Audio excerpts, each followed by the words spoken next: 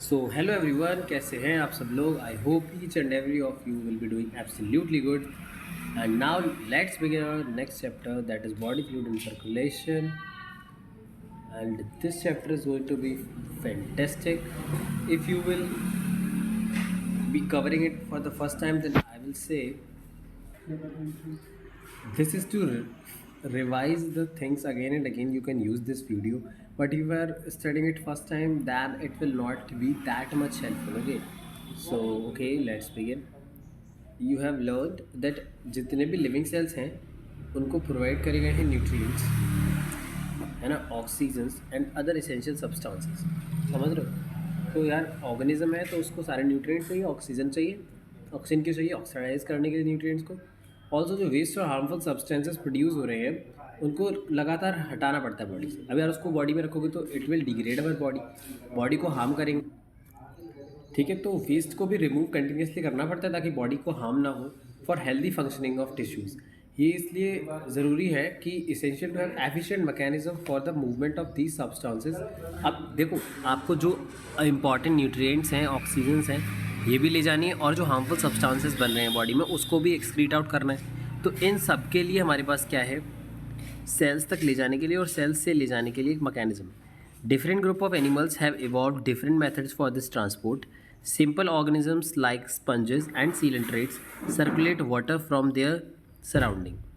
तो जो simple organism है जैसे कि स्पंजेस एंड सीलेंट्रेट है, ये वाटर के थ्रू ही अपने बॉडी में इन सब का ट्रांसपोर्ट कराते हैं। जितने भी एक्सक्रीटरी मटेरियल है, जितना भी यूजफुल न्यूट्रिएंट्स हैं, ऑक्सीजन है, तो सिंपल है। जैसे स्पंजेस हैं, ठीक है, तो ये बॉडी कैविटीज़ में वाटर लेते हैं और सेल्स से कहते हैं कि ये सब्सटेंसेस एक्सचेंज कर लें। ठीक है, तो वाटर के थ्रू ये सारा मटेरियल बॉडी के अंदर जाएगा और सेल से एक्सचेंज हो जाएगा। ज़्यादा कॉम्प्लेक्स जो ऑर्गेनिजम्स होते हैं उनके उसमें स्पेशल फ्लूइड होते हैं बॉडीज़ में, है ना, वो वाटर से काम नहीं चला पाते। जैसे कि ब्लड सबसे कॉमन यूज्ड है। फ्लूइड जितने भी हमने देखे हैं उसमें ब्लड इज़ मोस्ट कॉमन। ठीक है, हायर ऑर्गेनिजम्स जो यूज़ करते हैं, हम लोग भी including humans, for this purpose. Another body fluid जैसे कि लिम्फ है, वो भी इस ट्रांसपोर्ट में हेल्प करता है। मेजरली जो लिम्फ है वो एक्सचेंज में हेल्प करता है, किसके?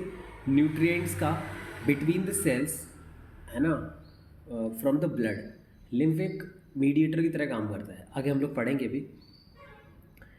और you will learn about the composition and properties of blood, lymph, दोनों के बारे में पढ़ेंगे। मैकेनिज्म सर्कुलेशन कैसे होता है। Blood is a special connective tissue. अगर आपने स्ट्रक्चरल ऑर्गेनाइजेशन एनिमल्स पढ़ रखा है तो आपको पता होगा कि blood, bone, cartilage are the special connective tissues consisting of fluid matrix, plasma and formed elements. तो ब्लड के अंदर ये सारी चीज़ें होती हैं। फ्लूइड मैट्रिक्स होगा, प्लाज्मा होगा, फॉर्म्ड एलिमेंट्स होंगे। और व्हाट इज़ प्लाज्मा? इसमें प्लाज्मा क्या होता है? तो प्लाज्मा इज़ स्ट्रॉ कलर्ड। अगर कलरलेस कह देगा ना तो गलत हो जाएगा। स्ट्रॉ मतलब स्ट्रॉ कलर, तो स्ट्रॉ कलर विस्कस फ्लूइड है जिसमें कि लगभग 55% ऑफ द ब्लड, जो कि मतलब जो प्लाज्मा है, it's approximately 55% of the blood. ठीक है, 90 to 92% of the plasma is water and proteins constitute 6 to 8% of it. 92% लगभग जो वाटर प्लाज्मा का है वो वाटर। ठीक है, प्लाज्मा खुद में ब्लड का 55% है, और अब जो 55% है ना उसमें जो 90 to 92% वाटर है एंड 6 to 8% प्रोटीन्स है। प्रोटीन्स कौन सी? Fibrinogens, globulins and albumins are the major proteins. ये हमारे पास मेजर प्रोटीन्स हैं। फाइब्रिनोजेंस की ज़रूरत हमें कब पड़ती है? क्लॉटिंग करने के लिए या फिर coagulation of blood. Blood loss होता है, तो ब्लड लॉस ना हो इस वजह से फाइब्रिनोजेंस प्रोटीन की हमें नेसेसरी होती है। ग्लोबुलिन्स किस लिए होती है? हमारे डिफेंस मैकेनिज्म, इसको हम कह सकते हैं कि हमारे इम्यून सिस्टम के लिए रिस्पॉन्सिबल है। अगर आपने पहले कभी 12th क्लास का चैप्टर पढ़ रखा है, ह्यूमन हेल्थ एंड डिसीजेज, वहाँ पे बहुत अच्छे से मैंशनड है कैसे इम्यूनोग्लोबुलिन्स जो प्रोटीन्स होती हैं वो हमारे डिफेंस मैकेनिज्म में कितना बड़ा रोल प्ले करती है। ठीक है, और जो एल्बुमिन है वो ऑस्मोटिक बैलेंस को मेंटेन करने का काम करता है। प्लाज्मा में थोड़े अमाउंट में मिनरल्स जैसे कि sodium, calcium, magnesium, bicarbonate, chloride, ये सारे हमारे प्लाज्मा के अंदर प्रेजेंट होते हैं। Glucose, amino acid, lipid etcetera are also present in the plasma as they are always in transit in the body. ये भी प्रेजेंट होते हैं बॉडी में। अब ऐसा तो है नहीं ये कहीं उड़ तो जाएंगे नहीं, these are also present in the body, blood में होते हैं। ग्लूकोज, अमीनो एसिड, लिपिड ये हमारे प्लाज्मा में प्रेजेंट है। और ये बॉडी में हमारे हमेशा होते हैं, थोड़ा सा ट्रांजिट हो सकते हैं, मतलब थोड़े अमाउंट में हो सकते हैं, but yes of course they will be. Factors for coagulation of blood ये प्लाज्मा में होते हैं इनएक्टिव फॉर्म में, एक्टिव फॉर्म में नहीं होते। जब इन्हें मिलेगा स्टिमुलेंट कि यार थोड़ा ब्लड लॉस हो रहा है, फिर ये फंक्शन हो गया। तो इनएक्टिव फॉर्म में फैक्टर जो है वो पड़े होते हैं प्लाज्मा में, और प्लाज्मा जो है ब्लड नहीं, केवल plasma without the clotting factor is called serum, है ना। तो जो प्लाज्मा है क्लॉटिंग फैक्टर के बिना उसको हम लोग सीरम कहते हैं। नेक्स्ट हम लोग देखेंगे फॉर्म एलिमेंट्स, है ना। फॉर्म एलिमेंट्स क्या होते हैं, जैसे कि एरिथ्रोसाइट्स कॉमनली कहते हैं red blood cell, leucocyte white blood cells and the platelets, है ना, जिसको थ्रोम्बोसाइट्स कहते हैं। ये सारी की सारी मिलके ना फॉर्म एलिमेंट्स बनाते हैं, और ये होते हैं 45% of the blood, because blood का 55% was the plasma, 55% was the plasma, then 45% of the क्या होगा, फॉर्म एलिमेंट होगा। एरिथ्रोसाइट्स और red blood cells are most abundant of all the cells in the blood. जितनी भी सेल्स होती हैं उनमें सबसे ज़्यादा कौन सी सेल होती हैं, आरबीसीज होती हैं, ठीक है। एक हेल्दी एडल्ट में जो मैन होता है उसमें ब्लड सेल्स होती हैं नंबर में 5 to 5.5 मिलियंस ऑफ आरबीसी पर मिलीमीटर क्यूब ऑफ ब्लड, ठीक है। ये नंबर याद रखिएगा, पूछ सकते हैं आराम से, 5 to 5.5 million per millimetre cube of blood. RBCs are form in the red bone marrow. बनने का काम क्या होता है, रेड बोन मैरो। अब इनमें न्यूक्लियस नहीं होता, और ज़्यादातर मैमल्स के अंदर न्यूक्लियस नहीं होता। लामा अगर आपने पढ़ा होगा, काफ़ी लोग पढ़ते हैं, काफ़ी लोग नहीं भी पढ़ लेते हैं। तो लामा जो होता है उसकी मैमल्स में उसकी जो आरबीसी न्यूक्लिएटेड होती है, पर ज़्यादातर मैमल्स की नॉन न्यूक्लिएटेड है। आपके सिलेबस में फ्रॉग और है उसकी भी आरबीसी न्यूक्लिएटेड होती है, but the mammals mostly mammals have devoid of nucleus in their RBC and they are biconcave in shape. Red coloured pigment होता है जो आयरन कंटेनिंग होता है, जैसे कि आप सभी जानते हैं जिसको haemoglobin. Haemoglobin is red coloured iron containing, और वो कॉम्प्लेक्स प्रोटीन होती है जिसको हम लोग हीमोग्लोबिन कहते हैं। अब इसका नाम इसीलिए पड़ा है ये, because it gives the red colour, ठीक है। मतलब सेल्स का नाम रेड ब्लड सेल इसीलिए पड़ा है क्योंकि जो हीमोग्लोबिन है वो उसको रेड कलर देता है, क्योंकि haemoglobin is it self of red colour, इसलिए आरबीसी भी रेड कलर की हो जाती है। तो इसीलिए जो आरबीसी है उनका नाम पड़ा है। एक हेल्दी इंडिविजुअल में 12 to 16 ग्राम हीमोग्लोबिन होना चाहिए। अगर आप कंप्लीट ब्लड काउंट, तो ऐसा मुझे लगता है शायद ही कोई होगा जिसने सीबीसी नहीं कराया होगा। कंप्लीट ब्लड काउंट उसमें हीमोग्लोबिन का अमाउंट लिखा रहता है किसमें कितना है। तो normal it is 12 to 16 gram of haemoglobin in every 100 ml of blood. Question ना कहीं से भी आ जाएगा। अगर उसने कह दिया कि 500 ml ऑफ ब्लड, तो आपको मल्टीप्लाई करना पड़ेगा 12 × 5 60 एंड 60 × 5 80, 60 to 80 ग्राम, ठीक है।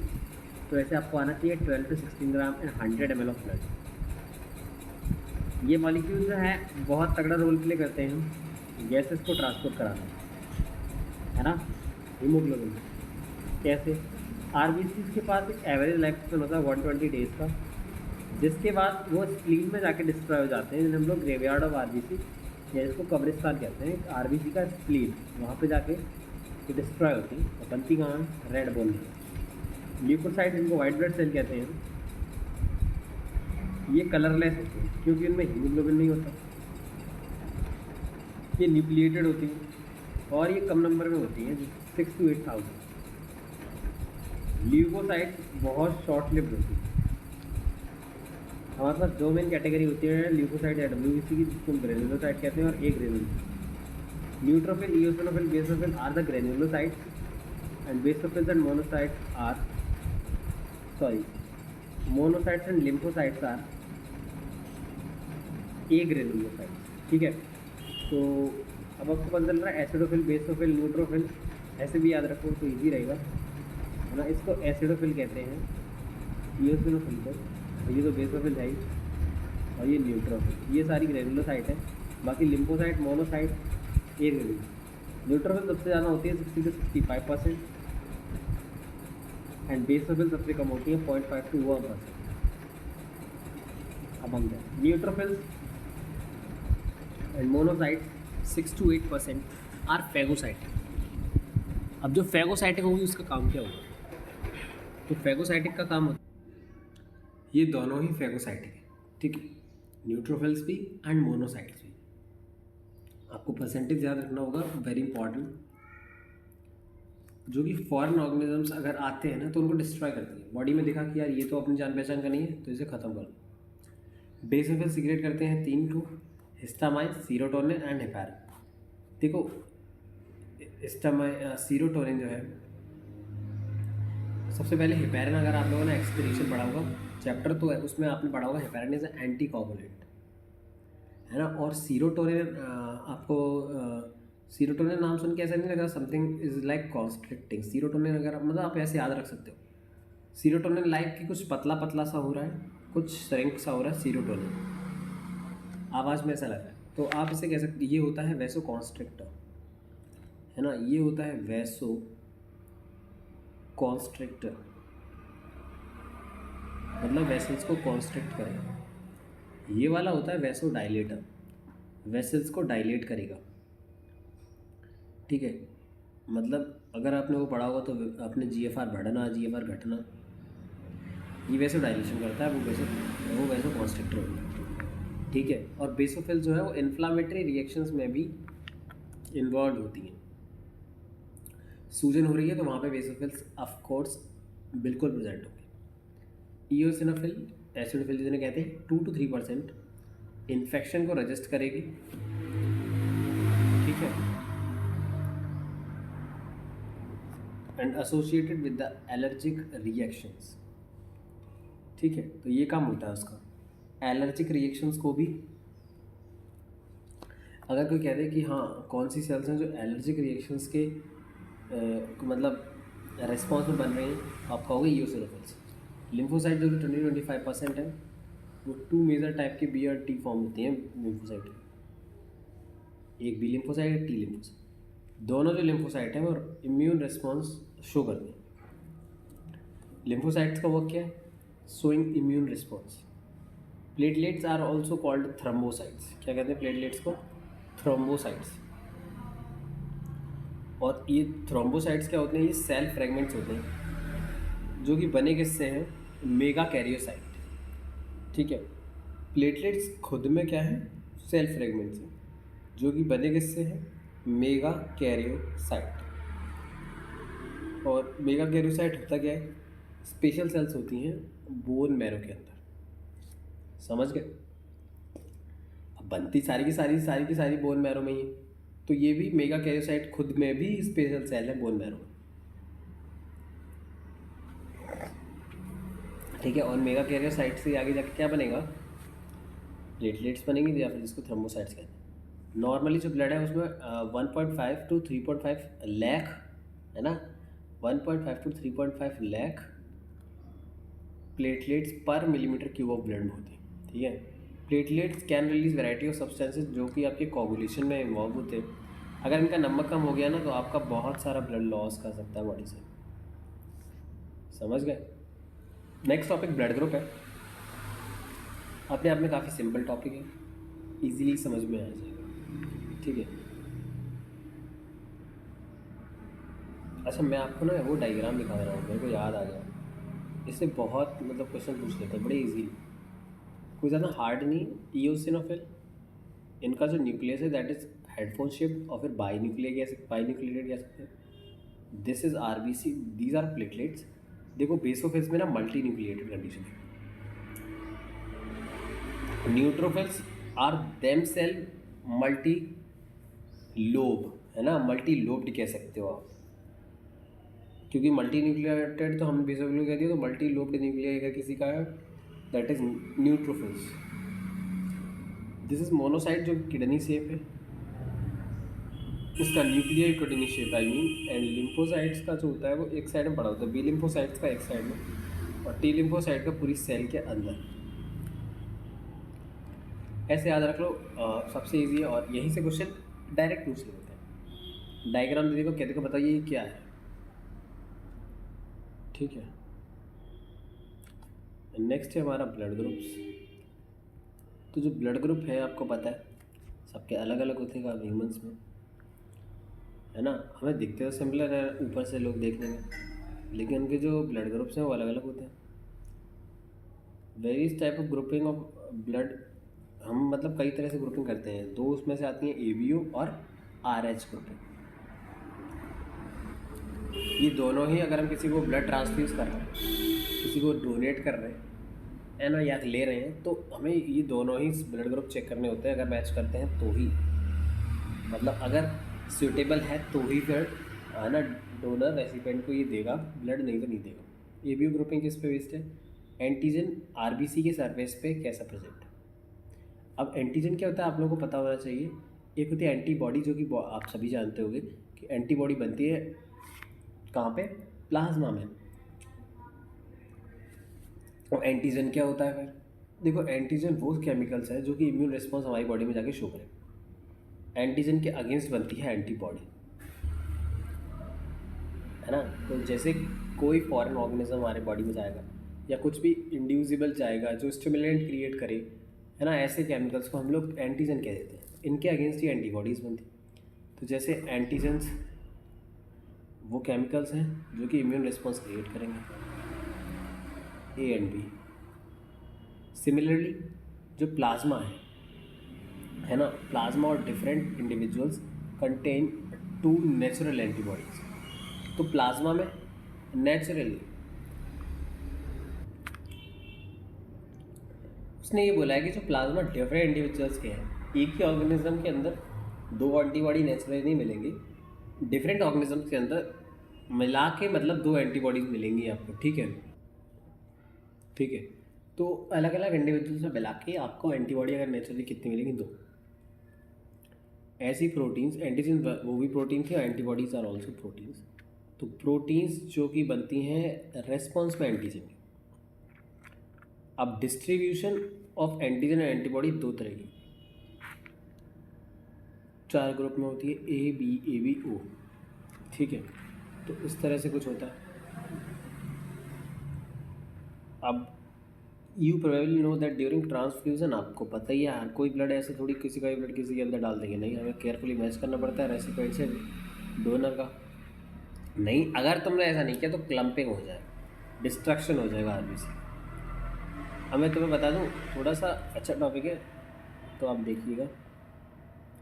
देखो मैं आपको बता देता हूँ होता क्या है।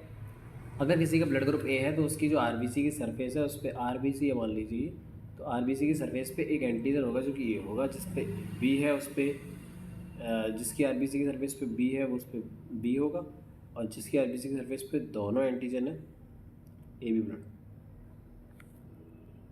तो ब्लड ग्रुप तो आपने इसी से बता दिया कि उनकी RBC की सरफेस पे एंटीजन कौन सा है, जिसकी पे नील है, यानी कि कोई RBC की सरफेस पे कोई एंटीजन नहीं। अब ये जो होते हैं ये होते हैं प्लाज्मा के अंदर। अब किसी किसी का जो प्लाज्मा है उसमें एंटीबॉडी B है। अब क्यों है, एक बार बताओ, एंटीजन A है तो वो कहेगा देखो ये तो मेरे अंदर आ सकता है, ये नेचुरली प्रेजेंट है, लेकिन अगर कोई एंटीबॉडी B की तरह दिखने वाली मेरी बॉडी में आएगी, आने की कोशिश करेगा, कोई एंटीजन B की तरह दिखने वाला, खा जाऊंगी उसे, इसलिए उसकी बॉडी में एंटीबॉडी B हो। तो B वाला है तो वो क्या कहेगा, वो ये कहेगा कि मैं A वाले को नहीं आने दूंगा। तो B वाला जो है ना, B वाला जिसका होगा ब्लड ग्रुप, वो एंटीबॉडी के लिए किसके लिए रखेगा, ये के लिए। अब जिसकी RBC की सर्विस पे दोनों एंटीजन है उसकी प्लाज्मा में तो कोई एंटीबॉडी होगी नहीं। तो नेक्स्ट है कि RBC की सर्विस पे एंटीजन है ही नहीं। यार जब एंटीजन नहीं है बॉडी RBC की सर्विस पे तो दोनों को ही नहीं आने देगा, एंटीबॉडी है एंटीबॉडी भी दोनों। अब जब देखो, अब A वाले को कौन दे सकता है, A वाला तो दे ही सकता है, बिकॉज उसके पास जो है एंटीजन A है, और उसके लिए इसकी बॉडी में A वाले की में कोई एंटीबॉडी तो है नहीं A के लिए, A वाले के लिए एंटीबॉडी A तो है नहीं, तो A वाला दे सकता है। क्या ओ वाला दे सकता है? हाँ, क्यों? क्योंकि ओ वाले के में तो कोई एंटीजन नहीं है, वो देखने वो जाएगा देने ब्लड ग्रुप, वो कहेगा देखो मेरे पास कोई एंटीजन नहीं है, तो वो कहेगा ठीक है कोई एंटीजन तो है नहीं, मारेंगे कैसे? अगर लेकिन बी वाला गया तो वो कहेगा मेरे पास एंटीजन बी है, वो कहेगा मेरे पास एंटीबॉडी बी है, मार देंगे। ए बी ने देने की कोशिश करी तो कहेगा देखो अगर तुम लेके तो आगे चलो ए तो ठीक है, पर बी कैसे लेके आए? बी एंटीजन दिख जाएगा, मैं खा जाऊँगा, एंटीबॉडी बी है मेरे पास। सिमिलरली सारे केस में आप देख सकते हो, एक एक करके नहीं समझाऊंगा, इट्स क्लियर हो जाएगा आपको, ठीक है। एवं मेंशन से हमें पता चल गया क्या, it is evident group O जो है वो किसी को भी दे सकते हैं। आप ऐसे थ्योरेटिकली बोल सकते हो, बिकॉज इसमें आर एच की आपको और चेक करनी पड़ेगी, आर एच पॉजिटिव है आर एच नेगेटिव, तो उसके बाद आप दे सकते हो हाँ वो ब्लड ग्रुप। पर ये फंडामेंटली मतलब ऐसे आपका वो एकदम क्लियर एकदम सही लाइन है वो नहीं है। और जो ओ बी है वो उन्हें हम क्या कहेंगे, यूनिवर्सल डोनर कहेंगे। Person A B blood group वाले ना वो किसी से भी एक्सेप्ट कर लेते हैं, उन्हें हम यूनिवर्सल क्या कह सकते हैं, ऐसे रेसिपेंट कह सकते हैं, ठीक है। नेक्स्ट देखेंगे आर एच ग्रुपिंग, बढ़िया टॉपिक है, okay. So let's discuss R H grouping. तो ये जो है दूसरा एंटीजन जो आरबीसी सरफेस पे होता है वो आर एच एंटीजन, जो कि रीसस मंथली में सबसे पहले देखा गया, ठीक है, इसीलिए इसका नाम क्या है, रीसस आर एच। ये भी आरबीसी के सरफेस पे ही दिखता है, और जहाँ तक जो ह्यूमंस हैं लगभग 80% उनके आरबीसी के सरफेस पे आपको ये एंटीजन मिलेगा, आर एच एंटीजन। इंडिविजुअल जिनके पास ये आर एच होता है ना उनको हम लोग आर एच पॉजिटिव कहते हैं, और जिनके आरबीसी के सरफेस पे ये एंटीजन नहीं होता उन्हें आर एच नेगेटिव कहते हैं, ठीक है।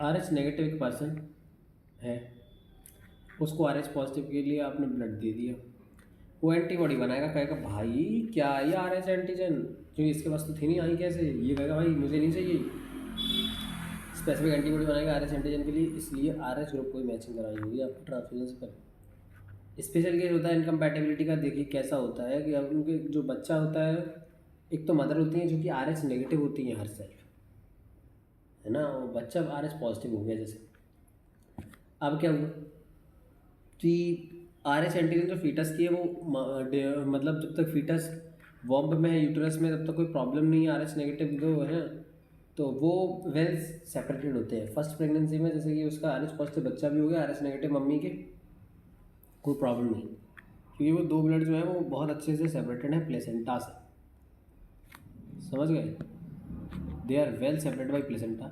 लेकिन डिलीवरी के टाइम पे आपने जैसे प्लेसेंटा कट करी तो जो बेबी का ब्लड होगा वो थोड़ा बहुत किसी कॉन्टेक्ट में आएगा मदर के, है ना। इस केस में मदर क्या करेगी, एंटीबॉडी बनाएंगे, अरे अरे ये क्या है, अब एंटीबॉडी बना दी, पहले टाइम में कुछ नहीं हुआ एंटीबॉडी बना दी। दूसरे केस में बच्चा फिर से क्या हो गया, आर एच पॉजिटिव हुआ, मदर कैसी थी, आर एच नेगेटिव, तो अब जो एंटीबॉडीज़ थी उनने जायगोट को ही देखा, अभी कुछ नहीं होने दिया उसने, हो गई जायगोट पकड़ा, कहता भाई जायगोट ये क्या है भाई, हम तो क्या है हमारे पास आर एच एंटीबॉडी है, तुम आर एच दिखा रहे हो, वो वहीं के वहीं बॉम्ब में ही ख़त्म कर देंगे। मतलब जब भी ब्लड कांटेक्ट में आएगा ना दे विल डेफिनेटली, ठीक है। अब यू विल से कि यार ब्लड अगर वेल सेपरेटेड था प्लेसेंटा के थ्रू तो ब्लड कांटेक्ट में कैसे आ गया उसके बेबी के, वो तो वेल सेपरेटेड था। पर यहाँ क्या होता है कि ड्यू टू सम रीजंस जो ये मतलब एंटीबॉडीज़ होती है जो अब बाद में बनी है वो बहुत छोटे साइज़ की होती है, they can cross the placenta, समझ गए, ब्लड तो नहीं जा रहा, पर जो प्रोटीन्स हैं, सॉरी जो एंटीबॉडीज़ हैं, एंटीबॉडीज़ आर एच के लिए जो है वो जाती हैं और उसको डिस्ट्रक्ट कर देती हैं, फीटस के ब्लड में जाएंगे और फीटस की जो आरबीसी है उन्हें मारना शुरू कर दें, ठीक है, destroy the foetal RBC, this could be fatal to foetus और could be severe anaemic and jaundice to the baby. अब ये जो है फीटस को क्या कर सकती हैं, अनीमिया कर सकती है और जॉन्डिस कर सकती है बेबी को, तो बेबी कहेगा भाई मेरे को हो रही दिक्कत, कैसे, अनीमिया हो गया है, खून जो है उसमें हीमोग्लोबिन का अमाउंट कम हो जाता है, anaemia is the condition, and jaundice हो गया, इस कंडीशन कहते हैं एरिथ्रोब्लास्टोफिटिलिस। इसको बचाया कैसे जा सकता है? आपका बच्चा जैसे फर्स्ट प्रेगनेंसी में ना, बच्चा डिलीवर करवाया आपने थोड़ा सा, तो ब्लड तो आ ही जाता है थोड़ा बहुत कांटेक्ट में जब प्लेसेंटा कट करेंगे। तो हुआ क्या कि आप ना उसी टाइम पे जो ऊपर से आर एच एंटीबॉडीज़ के लिए आर एच एंटीबॉडीज़ दे दीजिए, एंटी आर एच एंटीबॉडी। तो उससे क्या होगा,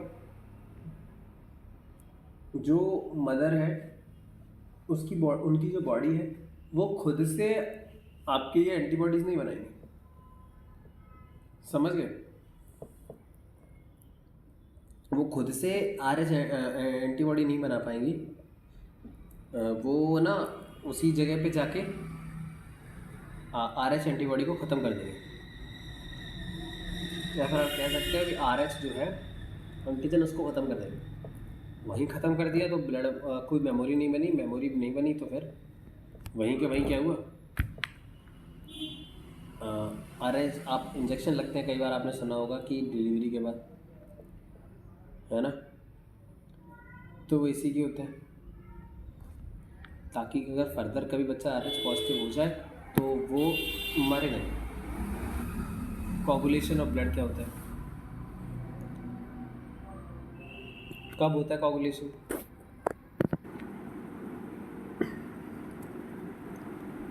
तो कभी आपके चोट लग जाती है तो ब्लड निकलता है, पर ना वो ऐसा नहीं कि कंटिन्यूसली निकलता ही रहता है।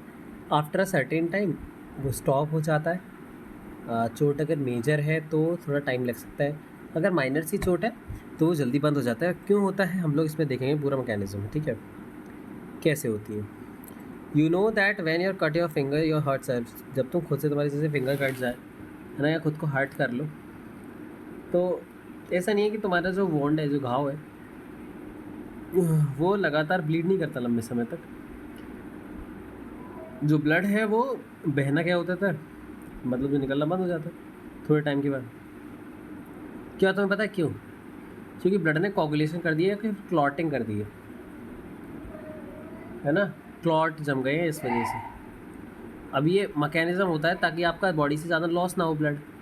आपको ना एक डार्क रेडिश ब्राउन कलर का स्कम दिखता होगा, आप जिस चोट लगी खून निकल जाता है उसके काफ़ी दिनों बाद देखोगे तो आपको एक पपड़ी सी जिसे बोल देते हैं, रेडिश ब्राउन कलर का स्कम दिखता है जहाँ पर आपका खून निकला हुआ है। ये क्लॉट और कोगुलम है जो कि नेटवर्क ऑफ थ्रेड से मिलता है, जिसे हम लोग फाइब्रेंस कहते हैं, ठीक है। अब ये फाइब्रेंस जो होती हैं, चोट जैसे कि लगी हुई होती है, जहाँ से खून निकलना होता है, उस जगह जाके एक जाल बना लेती हैं, नेटवर्क बना लेती हैं, है ना। तो जिसमें कि डेड और डैमेज्ड फॉर्म्ड एलिमेंट जो है ना, जैसे कि आपकी जो सेल्स हैं आरबीसी, डब्ल्यूबीसी, वाइट प्लेटलेट्स, वो सारी ट्रैप हो जाती हैं किस में जाके, फाइब्रेंस से बने हुए जो आपका नेटवर्क। फाइब्रेंस किससे बनता है? इनएक्टिव फाइब्रिनोजन से, जो कि प्लाज्मा में होता है, और थ्रोम्बिन से बनता है। मैं पूरा आपको बता दूंगा, एक बार चार्ट आप देख लेना। थ्रोम्बिन बना होता है इनएक्टिव सब्सटेंस जो कि प्लाज्मा में पड़ा होता है प्रोथ्रोम्बिन से, और प्रोथ्रोम्बिन जो होता है वो किससे बना होता है? Enzyme complex thrombokinase. मतलब थ्रोम्बिन में थ्रोम्बोकाइनेज की मदद से बनता है। ये कॉम्प्लेक्स जो है, सीरीज जो पूरी जो ब्लड कोगुलेशन की है, ये इसमें कैस्केड ऑफ प्रोसेस, मतलब कई सारे जो है सीरीज ऑफ इवेंट्स होते हैं, लेकिन उनमें से कुछ मेजर आपको दिए हुए हैं। Cascade process involving a number of factor present in the plasma in inactive, बहुत सारे जो फैक्टर्स हैं वो किस फॉर्म में प्रेजेंट होते हैं? इनएक्टिव स्टेज में प्लाज्मा के अंदर। इंजरी या ट्रॉमा हो गया, उससे आपको प्लेटलेट्स जो है तुरंत रिलीज़ करती हैं। प्लेटलेट्स को कहती हैं कुछ फैक्टर रिलीज़ करो जो कि कोगुलेशन का मैकेनिज्म स्टार्ट करवाएंगे। कई सारे जो फैक्टर हैं जो टिश्यूज़ से होते हैं at the site of injury, वो भी क्या करा सकते हैं? कोगुलेशन को स्टार्ट। ऐसा नहीं है कि प्लेटलेट्स आएंगी वही ना कोगुलेशन को स्टार्ट करवाएंगी, है ना, नहीं। जो टिश्यू जो चोटिल हुए हैं, जिनको डैमेज हुआ है, कोगुलेशन में रोल प्ले करते हैं, है ना। कैल्शियम आयन जो है वो बहुत इंपॉर्टेंट रोल प्ले करते हैं। आपको पता है, अब मैं आपको पूरा बता देता हूँ। जैसे कि आपके जो प्लाज्मा है उसमें आपको एक एंजाइम कॉम्प्लेक्स प्रेजेंट होता है जिसे हम लोग कहते हैं थ्रोम्बोकाइनेज, ठीक है। तो जो ये थ्रोम्बोकाइनेज है, ये क्या करता है? ये प्रोथ्रोम्बिन जो होता है ना, प्रोथ्रोम्बिन, इसको थ्रोम्बिन में कन्वर्ट कर देता है, ठीक है। थ्रोम्बिन में कन्वर्ट करता है। अब जैसे ये प्रोथ्रोम्बिन को थ्रोम्बिन में कन्वर्ट कर देता है, फिर थ्रोम्बिन क्या करता है, जो थ्रोम्बिन है वो आपका फाइब्रिनोजेंस को, जो इनएक्टिव फॉर्म है फाइब्रिनोजेंस है ना, इनको फाइब्रिन्स में कन्वर्ट करता है। अब फाइब्रिन्स खुद जाके वहाँ पे क्या करते हैं, ऐसे ऐसे करके फाइब्रिन्स होते हैं जो कि यहाँ पर चोट लगी हुई होती है, वहाँ पे ऐसे ऐसे अरेंज हो जाते हैं और आपका क्लॉट बना लेते हैं जाके। ठीक है, तो क्लियर होगी ये चीज़। ठीक है, डन है। नेक्स्ट हम लोग देखेंगे लिम्फ को।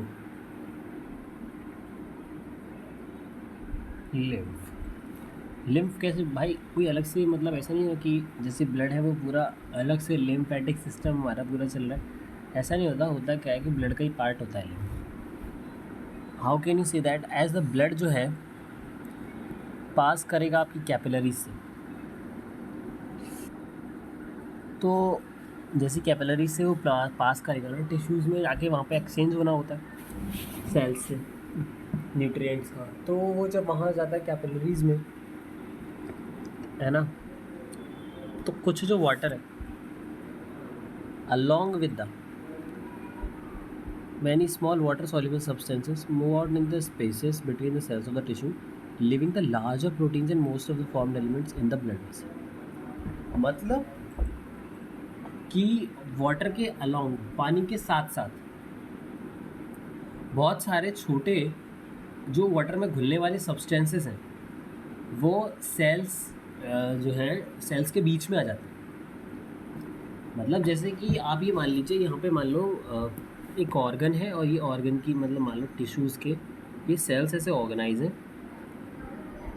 ठीक है। यहाँ तक जो है आपकी कैपिलरीज क्या लेके आती हैं, ब्लड लेके आती हैं। कोई भी कैपिलरी यहाँ से जा रही है मान लीजिए, कैपिलरी में क्या होता है, ऐसी होती है कि वो परमिएबल हो जाती है कि उसमें से जो ना ब्लड आपका पास हो सकता है। अब मान लीजिए ब्लड यहाँ से निकल के आ गया, ब्लड जब यहाँ से निकल के आ गया, अब इन सेल्स के बीच में यहाँ पे आपका जो है सेल्स के बीच में यहाँ ब्लड जो है यहाँ भर जाता है आके। अब ये जो पार्ट है इसे हम लोग लिम्फ कहने लगते हैं। समझ गए होगे आपको, ठीक है ना। यही लिखा हुआ है, move out in the space between the cells of tissue leaving the larger protein and most of the formed element in the blood vessels. मतलब जो फॉर्म्ड एलिमेंट्स जैसे कि आपकी जो ब्लड वेसल्स हैं, मतलब है ना, तो लार्जर प्रोटीन्स रह जाती हैं, वो फिल्टर आउट नहीं हो पाती कैपिलरीज से। लार्जर प्रोटीन और ज़्यादा जो फॉर्म्ड एलिमेंट्स हैं जैसे कि आपके आरबीसी डब्ल्यूबीसीज वगैरह हैं, तो मेजरली आपको ना डब्ल्यूबीसी मिल जाएंगी पर आरबीसी नहीं मिलती लिम्फ के अंदर, तो आपकी आरबीसीज नहीं होती। एंड व्हाट कैन यू से, लार्जर प्रोटीन्स भी नहीं होती, स्मॉलर प्रोटीन्स आपको मिल जाएंगे। ये जो फ्लूइड है release out is called interstitial fluid, इसी को टिश्यू फ्लूइड कह रहे हैं। इसका जो मिनरल का कंपोजिशन है it is very similar to the plasma, है ना। तो जो बाहर निकल के इंटरस्टिशियल फ्लूइड, इसका जो मिनरल का डिस्ट्रीब्यूशन है, मिनरल का जो कंपोजिशन है that is very similar to, okay no problem. इसका जो उसका कंपोजिशन है मिनरल का that is very similar to आपका प्लाज्मा, है ना। तो जैसे प्लाज्मा का होता है वैसे ही आपका इस लिम्फ का डिस्ट्रीब्यूशन होता है। Exchange of nutrient gases between the blood and the cells always अगर थ्रू दिस फ्लूइड। कितनी इंपॉर्टेंट लाइन। अब ऑलवेज करके दे देगा ना तो आधा दिमाग घूम गया कि यार ऑलवेज तो नहीं होता होगा, पर हाँ इसमें एनसीईआरटी में लिखा है कि सेल्स के बीच में, हाँ आपका जो ब्लड और सेल्स के बीच में एक्सचेंज हो रहा है वो हमेशा इस फ्लूइड के थ्रू ही होता है। एक एलेबोरेट नेटवर्क ही मिलता है, लिम्फेटिक सिस्टम से कहते हैं, जो कि अब ये जो ब्लड ड्रेन आउट हुआ है ना, इसको अब जैसे मान लो यहाँ पे लिम्फेटिक सिस्टम की वेसल्स लगी हुई हैं, यहाँ से ये ब्लड को कैरी करेंगी और इसको मेजर वेन्स में जाके, जैसे कि अभी मान लो यहाँ पर ये जाके यहाँ पर मिल गई, ठीक है, और यहाँ से कोई है यहाँ पर जा कर के इसको डंप कर देगी ब्लड को पूरे को, है ना। ये मेजर वेन में जाके डंप कर देंगी इसको, ठीक है। This fluid and drains it back to the major veins. The fluid present in the lymphatic system, lymphatic system जो फ्लूइड है लिम्फ कहेंगे, कलरलेस है बिकॉज आरबीसी नहीं है, responsible for immune response of the body, ठीक है। और lymph is important carrier for nutrient hormones, fat are absorb from lymph in the lacteals present in the intestinal villi. ये चीज़ है। तो ये बहुत इंपॉर्टेंट लाइन है, क्या कह रही है कि जो फैट जो एब्जॉर्प्शन होगा वो लिम्फ के थ्रू ही होगा, ठीक है। जो फैट है ना मेनली किससे एब्जॉर्ब किससे हो रहा है, लैक्टेल्स क्या होती हैं, आपकी ब्लड वेसल्स होती हैं जो कि इंटेस्टाइन की विलाई में प्रेजेंट होती हैं। तो उनमें क्या भरा होता है, लिम्फ, ठीक है। मैं इधर ड्रॉ कर रहा हूँ, है ना। तो इधर जो होती है आपकी ऐसे लैक्टेल्स जो होती हैं प्रेजेंट होती हैं, इनमें जो लिम्फ भरा होता है उसके थ्रू फैट एब्जॉर्ब होता है। यही लिखा हुआ है, fat are absorb through lymph, lymph के थ्रू ही क्या है एब्जॉर्ब होगा। Next is circulatory pathways, okay, sorry, circulatory pathways.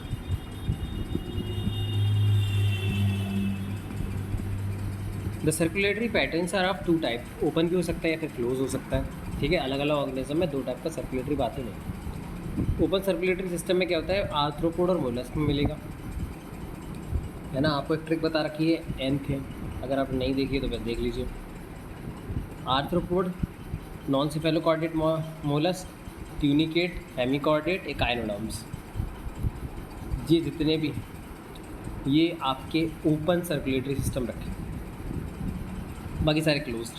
तो एनिलेट्स और कॉर्डेट आप कैसे होते हैं, क्लोज्ड होते हैं, क्योंकि आर्थ्रोपोड आ रहा है इसमें, नॉन सेफेलोकॉर्डेट मोलस्क आ रहे हैं, तो ये आ गए, ठीक है। ब्लड पंप बाय हार्ट, ये लार्ज वेसल से पंप होते हैं, ओपन चैम्बर में जाके, ओपन कैविटी में जाके क्या हो जाता है, डंप हो जाते हैं, जिन्हें हम साइनसेस कहते हैं। तो ब्लड जो है वेसल से जाएगा और ओपन कैविटीज़ में जाके साइनसेस में डंप हो जाता है। एनिलेट्स और कॉर्डेट में क्लोज सर्कुलेटरी सिस्टम होता है, जिसमें कि ब्लड जो हार्ट से हमेशा सर्कुलेट करके एक क्लोज नेटवर्क ऑफ ब्लड में रहता है। ये जो पैटर्न है इसको और it's consider to be more advantageous as the flow of fluid can be more precisely regulated. अब फ्लूइड का जो फ्लो है वो बहुत ज़्यादा प्रिसाइजली रेगुलेटेड किया जाता है। किन में क्लोज सर्कुलेटरी सिस्टम है, ओपन में क्या है, कहीं भी डंप हो गया तो प्रॉब्लम हो जाती है। प्रॉब्लम मतलब इतना अच्छे से आप मुझसे मेंटेन नहीं कर पाते। जितने वर्टिब्रेट्स हैं सब में मस्कुलर चैम्बर रहता है, फिश के पास दो चैम्बर रहता है, एक वेंट्री एक वेंट्रिकल। एम्फीबियंस में 3 चैम्बर होता है, जो एक single ventricle, 2 atria. Crocodile is a reptile, है ना। एम्फीबिया और रेप्टाइल्स में क्या है, 3 चैम्बर है, लेकिन क्रोकोडाइल क्या है उसमें 4 चैम्बर होता है, including birds and mammals, 2 atria 2 ventricle. अब फिशेस का थोड़ा ध्यान से देखना, हार्ट पंप ना डीऑक्सीजनेटेड ब्लड करता है, ऑक्सीजनेटेड ब्लड नहीं पंप करता हार्ट। वो जाते हैं गिल्स के पास, गिल्स सप्लाई करता है उनको, मतलब गिल्स ने ऑक्सीजनेटेड कर दिया, वो बॉडी पार्ट्स में चला जाएगा, जहाँ से फिर डीऑक्सीजनेटेड ब्लड जो है आपके हार्ट में आएगा, समझ रहे हो।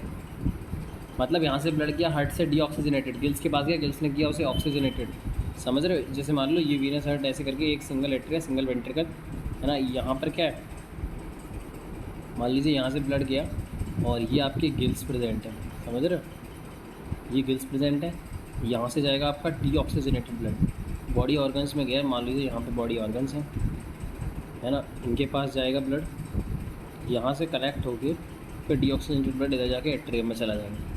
तो ब्लड जो हार्ट में है दैट इज़ डीऑक्सीजनेटेड पंप कर रहा है, ठीक है, गिल्स में जाके ऑक्सीजनेटेड होता है वो, ठीक है, दैट्स क्लियर। और एम्फीबियंस और रेप्टाइल में लेफ्ट एट्रियम जो होता है ना, ये इधर मतलब है ना, वो ऑक्सीजनेटेड ब्लड एक्सेप्ट करता है गिल्स से, लंग से या फिर स्किन से। एम्फीबियंस में देखो आपका जो फ्रॉग है, फ्रॉग कई तरीके से रेस्पायर कर सकता है, गिल्स, लंग, स्किन से। और जो राइट एट्रियम है उसमें डीऑक्सीजनेटेड ब्लड आता है बॉडी पार्ट्स। तो ये जो पार्ट मतलब इनसे जो ऑक्सीजन मतलब ब्लड आ रहा है वो जो है मतलब ये जो स्किन, लंग्स हैं, यहाँ पर क्या कोई स्किन से ऑक्सीजन लेता है तो वहाँ से क्या ऑक्सीजनेटेड हो गए और फिर वो कहाँ चले गए, आपके कहाँ चले गए, वो ऑक्सीजनेटेड होने के बाद कहाँ जाएंगे, आपके बॉडी पार्ट्स में चले जाएंगे। तो जो अब मैं आपको डायग्राम बना के समझा दे रहा हूँ, कन्फ्यूज़न दूर हो जाएगा, ठीक है। तो ऐसे करके ना मान लीजिए ये आपके 2 ऊपर चैम्बर है और नीचे जो है वो आपका एक ही चैम्बर है, एक 2 एट्रिया होते हैं पर एक सिंगल वेंट्रिकल होता है। तो मान लीजिए यहाँ पर क्या है कि जो this is the septum which between them, ठीक है। ये एट्रिया एट्रिया के बीच में ये वाला जो होता है, ये वाला, इसको हम लोग कहते हैं लेफ्ट एट्रियम, इसको कहते हैं राइट एट्रियम। और ये पूरा होता है वेंट्रिकल। तो एक बात जो बाकी गिल्स से और जो स्किन है, लंग्स हैं, ऑक्सीजनेटेड ब्लड क्या आता है राइट लेफ्ट एट्रियम में, ये लिखा हुआ है। लेफ्ट एट्रियम में क्या आता है, ऑक्सीजनेटेड ब्लड आता है, गिल्स से, स्किन से, लंग्स से, जहाँ से भी ऑक्सीजनेटेड है। और जो राइट एट्रियम है उसे बॉडी से डीऑक्सीजनेटेड मिलता है और फिर मिक्स्ड ब्लड जाके वेंट्रिकल में पंप हो जाता है। क्लियर है ये चीज़? मिक्स्ड ब्लड जाके कहाँ पंप हो जाता है, वेंट्रिकल में पंप हो जाता है। और जो हार्ट है वो पंप कर देता है मिक्स्ड ब्लड को ही। इनकम्प्लीट डबल सर्कुलेशन कहते हैं इसे। बर्ड और मैमल्स में ऑक्सीजनेटेड डीऑक्सीजनेटेड ब्लड जो है left and right, of course हमें पता ही है, अभी आपने देख लिया कि जो ऑक्सीजनेटेड ब्लड था वो आपको किस में आ रहा था, लेफ्ट एट्रियम में आ रहा था, नहीं आ रहा था बताइए? इस साइड था लेफ्ट एट्रियम में, और डीऑक्सीजनेटेड ब्लड आपका राइट एट्रियम में आ रहा था है। और वेंट्रिकल को दे देते हैं अपने अपने साइड में, मतलब उनमें 4 चैम्बर हो जाते हैं, तो वो अपने अपने साइड वालों को दे देते हैं। मान लो कि यही से ना, अब इसमें क्या है, यहाँ पर 2 चैम्बर दोनों में प्रेजेंट है, 2 एट्रिया हैं और 2 वेंट्रिकल है। रफ डायग्राम बना रहा हूँ। तो यहाँ से जो है ब्लड इस वाले से इसमें जाएगा और इस वाले से ब्लड इसमें जाएगा। यही लिखा हुआ है कि इन्होंने ऑक्सीजनेटेड डीऑक्सीजनेटेड अपने साइड लिया और वेंट्रिकल जो है इस ब्लड को बिना मिक्सिंग के एक इधर पाथवे में और एक इधर पाथवे में, अपना अपना जिधर पाथवे होगा उधर उसको सर्कुलेट कर देंगे बिना मिक्सिंग के, क्योंकि इनमें 4 सेगमेंट है, चारों सेपरेट हैं। ठीक है, अब हम ह्यूमन सर्कुलेटरी सिस्टम पढ़ लेते हैं। ह्यूमन सर्कुलेटरी सिस्टम क्या कहते हैं? ह्यूमन सर्कुलेटरी सिस्टम, जिसको ब्लड वेस्कुलर सिस्टम कहते हैं, मस्कुलर चैम्बर हार्ट है, यस है ही। उसके बाद क्लोज ब्रांचिंग वेसल से ब्लड होता है, जिसमें कि वेसल से ब्लड होता है, जिसमें फ्लूइड सर्कुलेट होता है। हार्ट एक मीजोडर्मली डिराइव्ड ऑर्गन है, not endodermally, not ectodermal, it's mesodermal. और क्या लिखा हुआ है कि जो अब दोनों जो हार्ट की वॉल्स होती हैं, है ना, मतलब डबल वॉल्ड होता है वो, उसे पेरिकार्डियम कहते हैं, है ना। तो अच्छा, अब 2 लंग्स के बीच में सिचुएटेड होता है। लेफ्ट लंग में आपने देखा होगा थोड़ा सा नॉच होता है, that is called cardiac notch due to presence of the heart. और लेफ्ट साइड में थोड़ा टिल्टेड होता है। साइज़ एक क्लेंच बंद करी हुई जो मुट्ठी है उसके बराबर होता है। It is protected by double walled membranous bag, जिसको हम पेरिकार्डियम कहते हैं। इसके जिसमें पेरिकार्डियल फ्लूइड भरा होता है, डबल मेम्ब्रेन नॉर्मल। हार्ट में 4 चैम्बर होते हैं, 2 ऊपर छोटे, एट्रिया 2 लार्जर बड़े नीचे, वेंट्रिकल। देखो ये बहुत इंपॉर्टेंट है, ये क्वेश्चन यहाँ से आएगा, एट्रिया छोटे वेंट्रिकल बड़े सबको पता। और बच्चे ये भूल जाते हैं कि जो एट्रिया के बीच में सेप्टम है वो थिक है, थिन है, मस्कुलर है, फाइबरस है। तो it is thin and muscular. देखो थिन तो है ही, कोई बात नहीं, पर मस्कुलर तो रखो उसको, यस मस्कुलर है। इसको इंटर एट्रियल सेप्टम कहते हैं, जो राइट लेफ्ट एट्रियम को डिफरेंट। एक थिक वॉल्ड वेंट्रिकल के, मतलब वेंट्रिकल्स के बीच में एक thick walled interventricular septum होता है। क्लियर? यस। तो वेंट्रिकल्स के बीच में ना इंटर वेंट्रिकुलर सेप्टम होता है, वो भी थिक होता है। अब ये नहीं बताया कि फाइबरस है कैसा है, पर ये थिक होता है। एंड जो कि लेफ्ट और राइट वेंट्रिकल को अलग अलग करता है, वो थिक है। ऊपर वाला थिन मस्कुलर।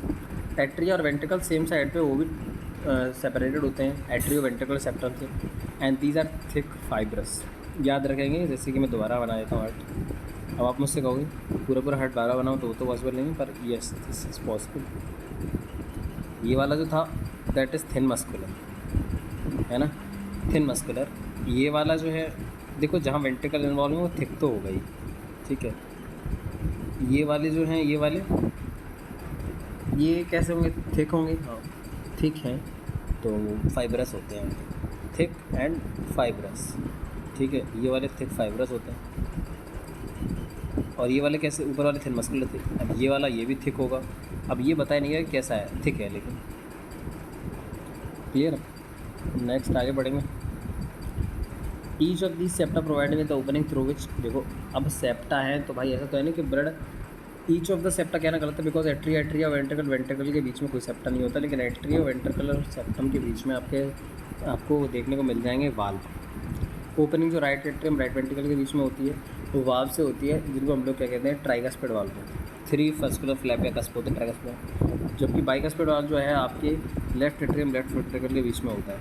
अब ट्राइकस्पिड बाइकस्पिड को मिट्रल वाल्व कहते हैं, लेकिन ट्राइकस्पिड को मिट्रल वाल्व नहीं। मिट्रल वाल्व जो है these are bicuspid valve which are present between left atrium and left ventricle, इसको ही मिट्रल वाल्व कहते हैं। Opening of right and left ventricle into the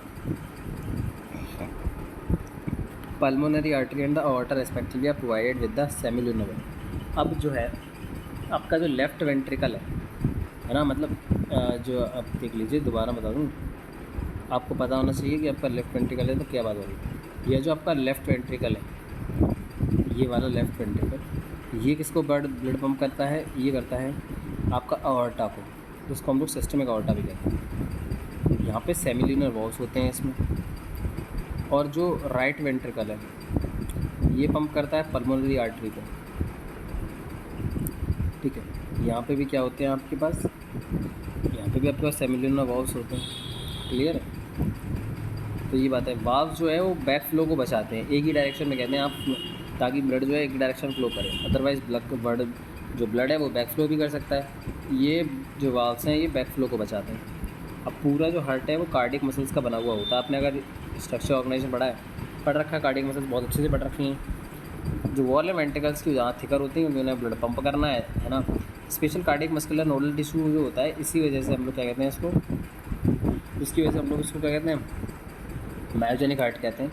क्योंकि ऑटो इसमें जो है खुद से ही बीट जनरेट करने की कैपेसिटी होती है, इसलिए हम लोग उसको क्या कहते हैं, मायोजेनिक कहते हैं। पैच ऑफ, अब ये नोडल टिश्यू कैसे प्रेजेंट होते हैं हार्ट में, देखिएगा। अपर corner of the right atrium ऐसे नोड मेनली है ना, यही 70 से 72 टाइम जो है आपकी बीट प्रोड्यूस करवाने में हेल्पफुल होता है। दूसरा मास जो है वो lower left corner right atrium, देखो ऐसे करके, upper right corner of right atrium, lower left corner of right atrium, ठीक है। उसके बाद यही है ना, upper right corner of right atrium, ये इस अपर ये लिखा है ना, upper right corner of right atrium है ना, ऐसे नोड जैसे कह रहे हैं। Another mass of this tissue is lower left corner of right atrium close to the AV septum. Atrio ventricle septum है ना, इसके पास में प्रेजेंट होता है, ये एवी सेप्टम है, तो इसके पास में ही आपको ये दिख रहा है AV node, atrio ventricle node. अब इसका bundle of nodal fibres, atrio ventricle bundle continues to form the AVN. ये आपका आगे जाके जो है एवी बंडल बना लेगा, ठीक है। नोड से क्या बना लेगा, बंडल बना लेगा। इनमें जैसे कि नोडल फाइबर यहाँ से जर्मिनेट हुए, मान लीजिए यहाँ से ये सॉरी फॉर इट, हाँ तो ओके, तो हम लोग इसको ऐसे करते हैं,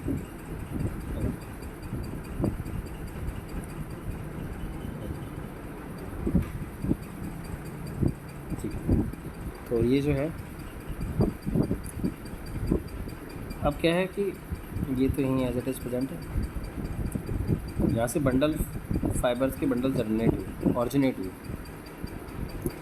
bundle of nodal fibre atrio ventricle bundle continuous from the AVN which passes through the atrio ventricular septum. अब ये पास करेंगे एट्रियो वेंट्रिकुलर सेप्टम, ये जो एट्रियो वेंट्रिकुलर सेप्टम है इसके थ्रू तो जाएंगे to emerge on the top of the interventricular septum. अब ये इंटरवेंट्रिकुलर सेप्टम के ऊपर क्या होगा, इमर्ज हो गए, immediately divide into a right and left bundle. अब तुरंत ही ये राइट और लेफ्ट बंडल के अंदर क्या हो जाएंगे, डिवाइड हो जाएंगे। ये बिल्कुल वेंट्रिकल के जो ऊपर है वहाँ पे ऑरिजिनेट हुए कौन, बंडल्स है ना, यही लिखा हुआ है। Bundle of nodal fibres atrio ventricle bundle जो है वो कंटिन्यू करता है एवीएन से, जो कि एट्रियो वेंट्रिकल सेप्टम को पास करता है, emerge on the top of the interventricular septum के ऊपर इमर्ज हुआ, और दो राइट और लेफ्ट बंडल में, पूरा एक बंडल था राइट और लेफ्ट में डिवाइड हो गया।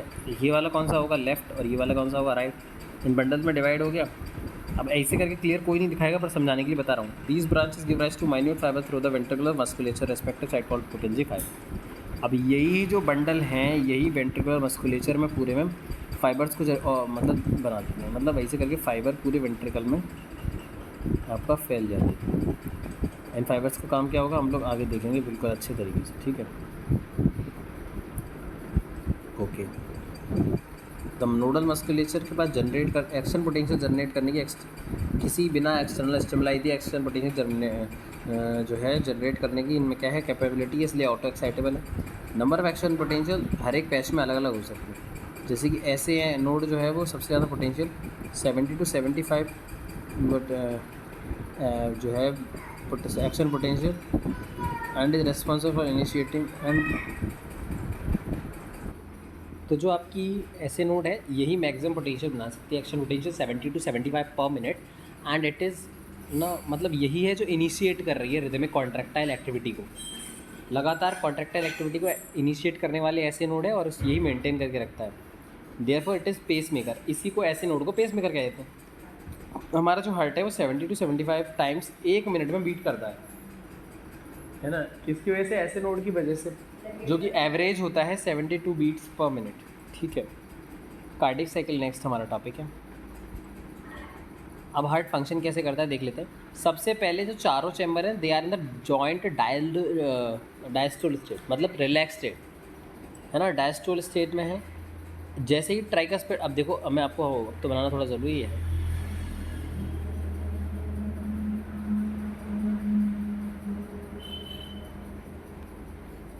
Okay okay, this is tricuspid, bicuspid, interventricular septum that is thick. अब देखो, अब उसने बोला कि चारों डायस्टोल स्टेट में है। अब जो आपका है ट्राइकस्पिड बाइकस्पिड वाल्व ओपन है, मतलब ये वाला जो वाल्व है,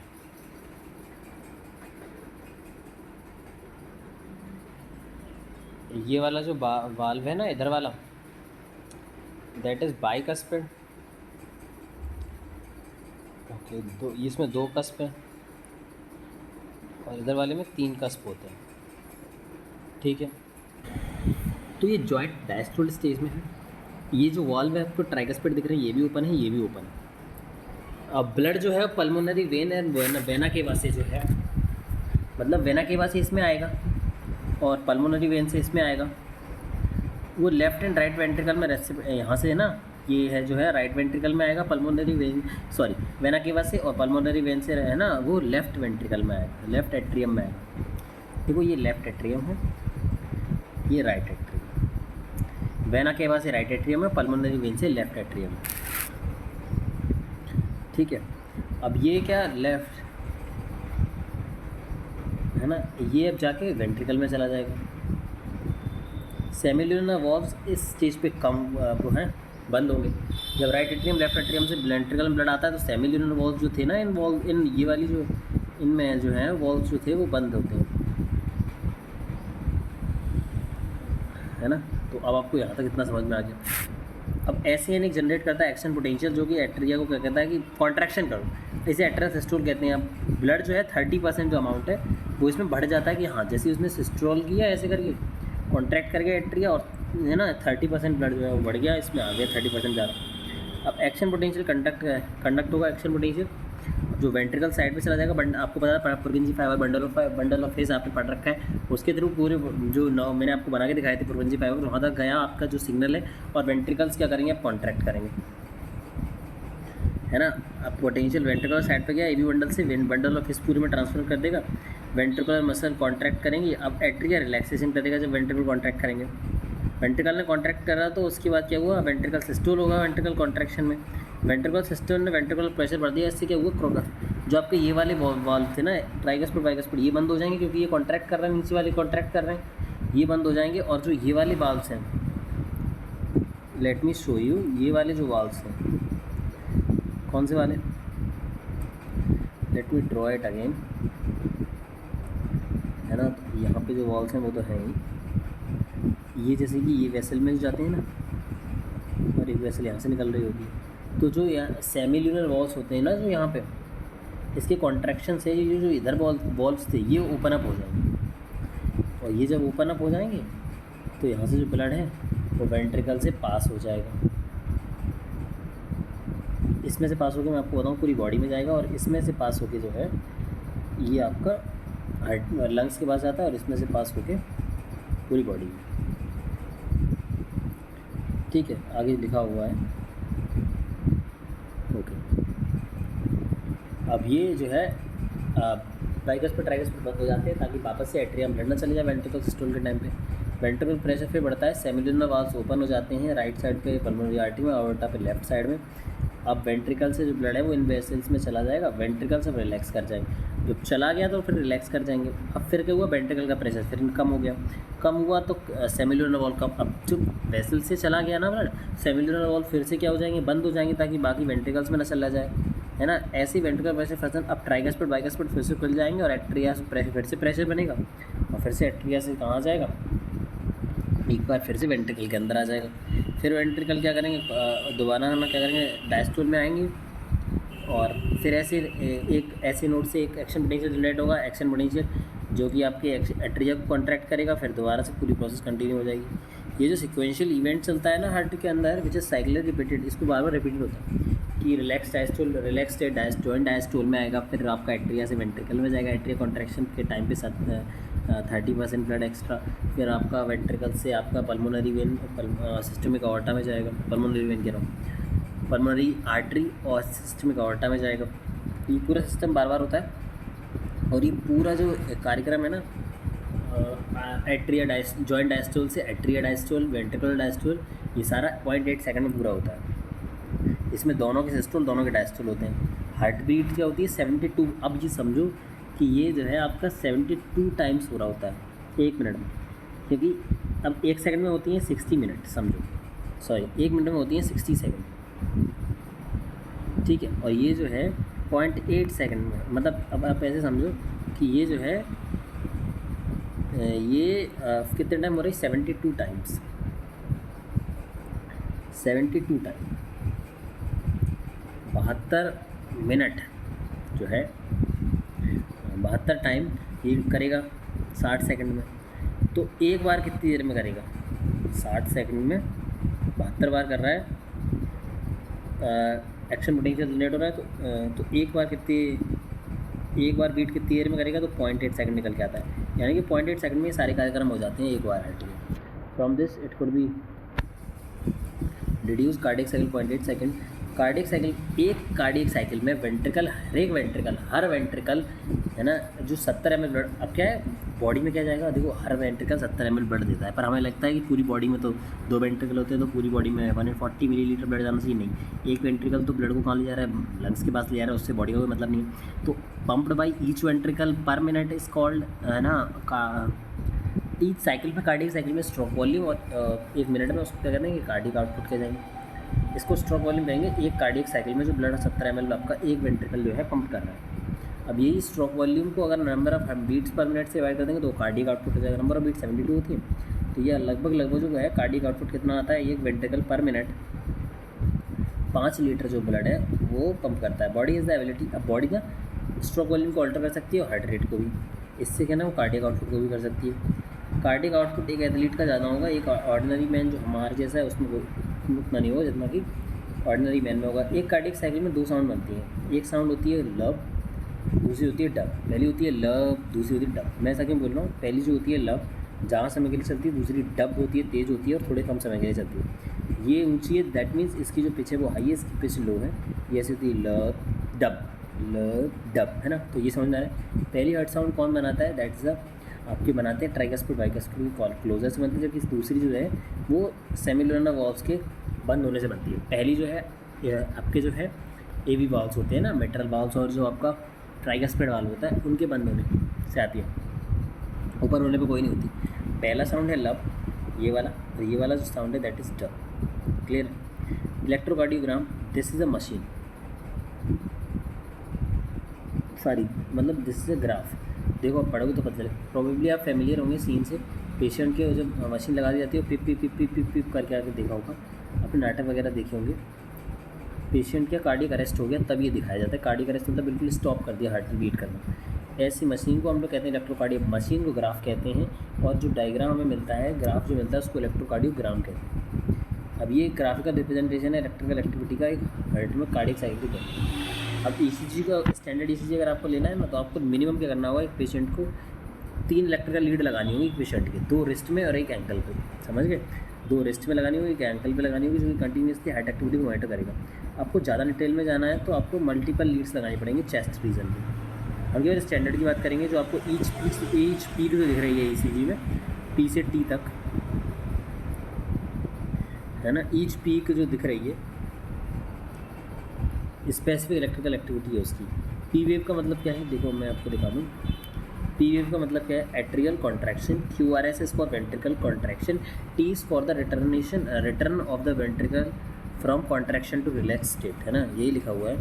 क्या लिखा है, P wave represent the electrical excitation और depolarisation of atria which leads to the contraction of both the atria. इससे क्या हुआ, दोनों के दोनों एट्रिया कॉन्ट्रैक्ट कर गए पी वेव से।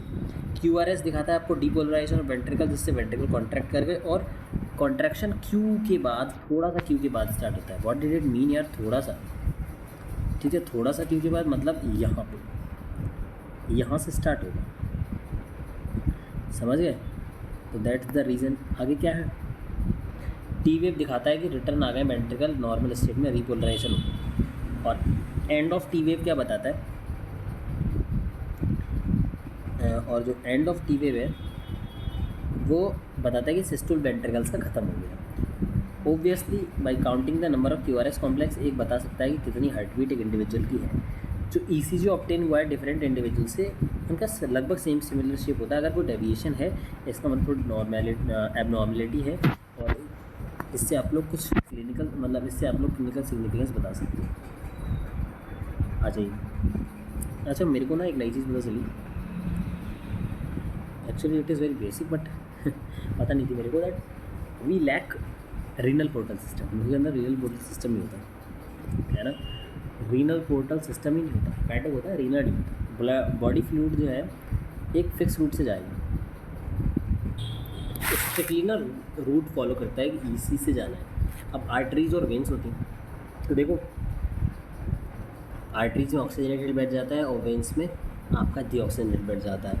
बेसिकली हर एक जो आर्टरी है और वेन है उस पर 3 लेयर होती है। अंदर वाली, सबसे अंदर वाली inner layer of squamous, endothelium, tunica, एंटेमा।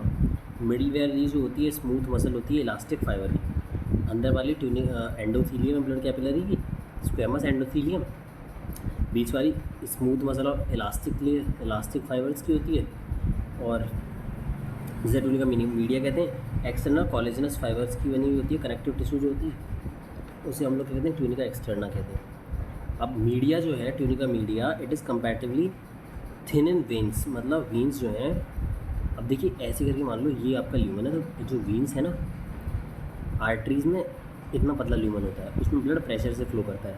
Veins में ना ल्यूमन बड़ा होता है, इसमें आपको वाल्व्स की ज़रूरत पड़ेगी वेन्स में। अब इनमें नहीं पड़ती, इनमें ज़रूरत नहीं पड़ती, ब्लड प्रेशर से फ्लो कर रहा है। As mentioned earlier, the blood pump by right ventricle, जो राइट वेंट्रिकल ब्लड पंप कर रहा है पल्मोनरी आर्टरी से, और जो लेफ्ट वेंट्रिकल है वो आवर्टा में। डीऑक्सीजनेटेड ब्लड जो है पल्मोनरी आर्टरी से जा रहा है ऑफकोर्स, क्योंकि वो किससे जा रहा है, राइट वेंट्रिकल से जा रहा है। अब राइट वेंट्रिकल से जो ब्लड जा रहा है पल्मोनरी आर्टरी से लंग्स में जाएगा, जहाँ से वो ऑक्सीजनेटेड हो जाएगा, और पल्मोनरी वेन से वो आएगा कहाँ, लेफ्ट एट्रियम में। दिस पाथवे क्या कहेगा, पल्मोनरी सर्कुलेशन। अब से कहा जाए पल्मोनरी सर्कुलेशन कौन सा होगा, तो आप लोग यही वाला पूरा पाथवे बता देंगे कि कैसे डीऑक्सीजनेटेड ब्लड जो है वो पल्मोनरी आर्टरी से लंग्स में गया, लंग्स से वापस कहाँ गया, लेफ्ट एट्रियम में, है ना। तो आपसे अगर कोई ये पूछता है कि पल्मोनरी सर्कुलेशन कौन सा है, तो आप यही वाला बताओगे। क्लियर है ये चीज़। वेंट्रिकल कौन सा बताओगे, राइट वाला, एट्रियम लेफ्ट वाला, ठीक है, लेफ्ट वाला एट्रियम, राइट वाला वेंट्रिकल। अब राइट वाला वेंट्रिकल, ओके, इनटू द, चलिए यहाँ पर मैसेज नहीं है पर मैंने आपको बता दिया। Oxygenated and the oxygenated blood जो है जा रहा है, जो कि आवर्टा में, आर्टरी आर्टरियोल में जाएगा, टिश्यूज़ में, जहाँ से deoxygenated blood system of venule से कनेक्ट होगा, और वेना केवा के थ्रू वो कहाँ चला जाएगा, आपका राइट एट्रियम के अंदर चला जाएगा। ठीक है, दिस इज़ सिस्टमिक सर्कुलेशन। अब क्या हुआ, ये सिस्टमिक सर्कुलेशन है।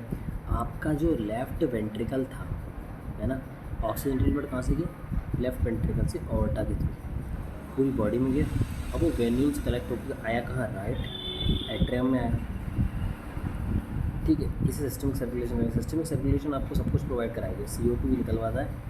अब यही तो है जो, क्योंकि वो तो पल्पनरी तो केवल लंग्स तक सीमित है, सिस्टमिक सारा करता है। हमारे पास हिपैटिक पोर्टल सिस्टम भी होता है। हिपैटिक पोर्टल सिस्टम क्या करता है, ब्लड को इंटेस्टाइन से ना लिवर में लेके जाता है, देन कि आपका इंटेस्टाइन से सीधे ब्लड में चला जाए और ब्लड आपका हार्ट पे ले जाए, है ना, वेना केवा से। उससे पहले वो लिवर की तरफ ले जाता है इंटेस्टाइन का जो ब्लड है ना। सिस्टम स्पेशल कोरोनरी सिस्टम आपका पूरी कार्डियक मस्कुलेचर में प्रोजेक्ट होता है, जो क्या करता है, आपकी हार्ट की जो मसल्स हैं उन्हें ही ब्लड प्रोवाइड कराता है, क्योंकि उनको भी तो ब्लड चाहिए, उनको भी तो चाहिए। तो अब आप देख सकते हो कि ये आर्टरी था, इसका ल्यूमन छोटा है, इसका बड़ा ल्यूमन है, और बाकी का ट्यूनिका एक्सटर्ना कॉलेजनस और tunica media smooth muscle layer की, ट्यूनिका इंटिमा एंडोथीलियम, बाकी का एवरीथिंग यू नो। अब रेगुलेशन ऑफ कार्डियक एक्टिविटी देख सकते हैं इंट्रिंसिकली, खुद से। आपको पता है मायोजेनिक हार्ट अटैक खुद ही क्या बना रहा था, आपका खुद ही एक्शन पोटेंशियल जनरेट कर रहा था। स्पेशल न्यूरो सेंटर होता है हमारे मेडुला ओब्लंगाटा में। कहाँ, मेडुला ओब्लंगाटा, जो कि हमारे हैंड ब्रेन का पार्ट होता है। मेडुला ओब्लंगाटा कार्डियक का फंक्शन कर सकता है ANS से। अब ANS से कैसे, न्यूरल सिग्नल जो सिंपैथेटिक नर्वस सिस्टम के है ना, अब 2 पार्ट होते हैं, आपको पूरा डिटेल में वही मिलेगा, neural centre, neural control coordination मिलेगा। और जो आपका नर्वस सिस्टम है उसमें 2 होते हैं, CNS एंड PNS। ठीक है, तो पेरिफेरल में फिर आपका एंड एक ANS और होता है। ANS में हमारे आते हैं 2, सिंपैथेटिक एंड पैरासिम्पैथेटिक। तो सिंपैथेटिक वाले जो है वो हार्ट रेट को बढ़ाएंगे, वेंट्रिकल कॉन्ट्रैक्शन बढ़ाएंगे, कार्डियक आउटपुट बढ़ाएंगे। कार्डियक आउटपुट आपने पढ़ा होगा एक्सक्रीशन वाले चैप्टर में। ठीक है, हार्ट बीट ये सारे सिंपैथेटिक करेगा, पैरासिम्पैथेटिक नहीं करता, है ना। दूसरे यहाँ पे पैरासिम्पैथेटिक आपको डिक्रीज़ करके देगा। पैरासिम्पैथेटिक क्या करके देगा, आपको डिक्रीज़ करके देगा न्यूरल सिग्नल्स को, हार्ट को रिड्यूस करेगा, स्पीड ऑफ कंडक्शन को भी रिड्यूस करेगा। और एड्रेनल मेडुलरी हार्मोन है वो इंक्रीज़ करते हैं, डिक्रीज़ कभी नहीं करते, क्योंकि पार्टिकुलर माइंड से ब्रेक डाउन करके ग्लूकोज का कार्डियक आउटपुट को बढ़ाएगा। अब डिसऑर्डर्स की बात करें तो disorders are very simple. High blood pressure, hypertension is a term blood pressure के लिए 120-180 से हायर हो जाएगा ना, तो मिलीमीटर ऑफ मर्करी प्रेशर में आपने नापा है इसको। इफ़ रिपीटेड, अगर लगातार 140-90 से ऊपर आपको ब्लड देखने मिलता है, it means hypertension. High blood pressure lead to heart disease हो जाएंगे। हाई ब्लड प्रेशर रहेगा तो किसको, आपकी ब्रेन और किडनी को डैमेज हो जाएगा अगर लगातार हाई ब्लड प्रेशर हो तो। अब कोरोनरी आर्टरी डिसीट करेगा, तो इसको हम लोग ओपन क्या कहते हैं, एंथेरोस्क्लेरोसिस कहते हैं। क्या कहते हैं, एंथेरोस्क्लेरोसिस कहते हैं, जो हमारे वेसल्स को मतलब अफेक्ट करती है, जो कि हार्ट को ही ब्लड लेके जाए।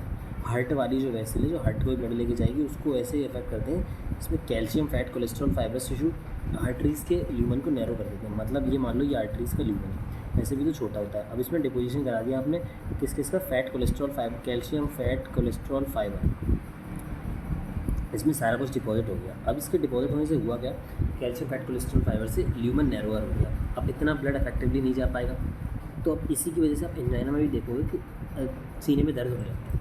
इफेक्टिवली ब्लड आपके हार्ट को नहीं पहुँचा, कोरोनरी सर्कुलेशन वाली वेसल्स में दिक्कत हुई। अब एंजाइना के अंदर क्या होता है, इसको एंजाइना पेक्टोरिस भी कहते हैं। एक्यूट सिम्टम दिखता है आपको चेस्ट में, सीने में दर्द होने का सबको दिखता है जब इनफ ऑक्सीजन हमारे हार्ट को रीच नहीं करती, हमारे हार्ट की मसल को रीच नहीं कर रही। अब इसका एक रीज़न तो एंथेरोस्क्लेरोसिस भी हो सकता है, किसी भी उम्र के लोगों को हो सकता है, मिडिल, बूढ़े। अब ये ब्लड फ्लो को जो अफेक्ट करती हैं इस वजह से होता है। तो भाई atherosclerosis is one of the reason ना, कि आपका हार्ट को ब्लड अच्छे से मिल नहीं रहा, समझ रहे हो। तो आप ये भी कह सकते हो कि एंथेरोस्क्लेरोसिस की वजह से एंजाइना पेक्टोरिस हुई। अब देखो ये वाला जो पैराग्राफ है ना, ये आपके बहुत सारे मिथ को ना ख़त्म करेगा आपको, और काफ़ी सारे आपके जो दिक्कत होगी वो ख़त्म कर देगा। कैसे, हार्ट फेलियर का मतलब होता है जब हार्ट इफेक्टिवली ब्लड पंप नहीं करता, जो हमारी बॉडी को ना जितना ब्लड चाहिए वो इफेक्टिवली पंप नहीं कर पा रहा हार्ट, उसे हार्ट फेलियर कहते हैं। कंजेस्टिव हार्ट फेलियर कहते हैं क्योंकि कंजेशन ऑफ लंग्स का मेन सिम्टम है हार्ट फेलियर को। कंजेशन ऑफ द लंग्स भी कहते हैं, सॉरी कंजेस्टिव हार्ट फेलियर भी कहते हैं, क्योंकि हार्ट का जो कंजेशन है वो एक सिम्टम है disease. Heart failure cardiac arrest की तरह नहीं है। कार्डियक अरेस्ट में हार्ट ना बिल्कुल स्टॉप कर देता, पीपीपी करके दिखा रहा था। Heart stop. हार्ट अटैक का मतलब जब हार्ट की जो मसल है एकदम ऐसी ब्लड सप्लाई आएगी जो हार्ट की मसल है वो डैमेज होगी, उसे कहते हैं हार्ट अटैक। ठीक है, तो hope you like the lecture, thank you.